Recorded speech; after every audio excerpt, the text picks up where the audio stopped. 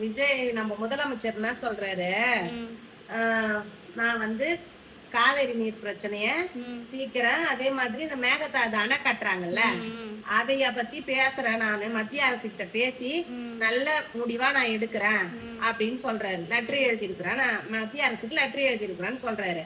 அப்புறம் என்ன சொல்லி இருக்கிறாரு, எதிரி நாடுகள் கூட எல்லாம் நம்ம நட்புறவா பேசி கீசி எல்லாத்தையும் சால்வ் பண்ண முடியுது இல்ல நம்மளால. அது மாதிரி பண்ணும் போது ஏன் நம்ம பக்கத்துல இருக்கிற மாநிலத்துக்கோட போய் நம்ம பேசி சமரசமா போவோம் அப்படின்னு அவரு நல்லா அதுல நான் வந்து வெற்றி அடைஞ்சேன்னா எனக்கு சந்தோஷம். அதுல நான் தோல்வி அடைஞ்சாலும் நான் வந்து தமிழ்நாட்டு மக்களுக்காக நான் அதை ஏத்துக்கிறேன் அப்படின்னு அவ்வளவு அழகா பொறுப்பா சொல்றாருமா நம்ம தமிழ்நாட்டு முதல்வர். அவன் மூஞ்ச கொஞ்சோண்டு எடு, நல்லா எடு அவன் மூஞ்ச. பேச தகுதி இருக்குதா சட்டசபையில?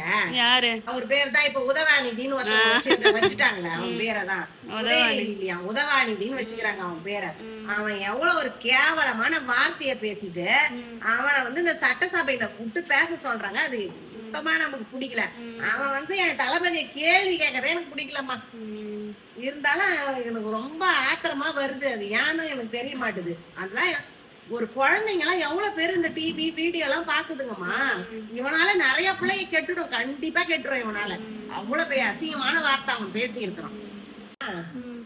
தண்ணி தண்ணின்ட்டு நம்ம உதவாநிதி பேசுறாரு, அது என்ன தண்ணிமான்னு சொல்லிட்டு கமெண்ட்ஸ்ல கேட்டுக்கிறாங்க. ஒரு தாய் ஸ்தானத்துல நான் இருந்துக்கினேன், அதுக்கு என்னால பதில் சொல்ல முடியல. என்னமா சொல்ற, அது ரொம்ப எனக்கு சொல்ல முடியல, அதனால என்ன மன்னிச்சிருங்கப்பா. இவர் சொல்றாரு உதயநிதி என்ன சொல்றாருன்னா, இவ்வளவு நாளா அவ்வளவு முனப்பு காட்டல, இப்பதான் இந்த கர்நாடகாக்காரங்க வந்து ரொம்ப இதுவா பண்ணி இந்த மேகதாது அணெல்லாம் கட்டணும்ன்ற ஒரு முயற்சி பண்றாங்க. ஏன்னா நம்ம விஜய் வந்துட்டதுனாலதான் பண்றாங்களாம்.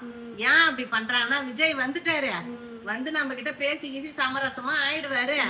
அதனால இவ்வளவு நாள் இருந்தவங்க முதலமைச்சர்லாம் நம்மள ஒண்ணும் கண்டுக்காத விட்டுட்டானுங்க. அதனால எதுவும் பண்ண முடியாது அவங்களாலன்ட்டு அமைதியா இருந்துட்டு இருக்கிறாங்க கர்நாடகாக்காரங்க. இப்ப நம்ம தளபதி போய் பேசி ஏதாவது நல்ல விஷயம் பண்ணிட போறாருன்ற பயத்துல அவங்க அது மாதிரி பண்றாங்கம்மா. அது கூட இவனுங்களுக்கு தெரிய மாட்டுது.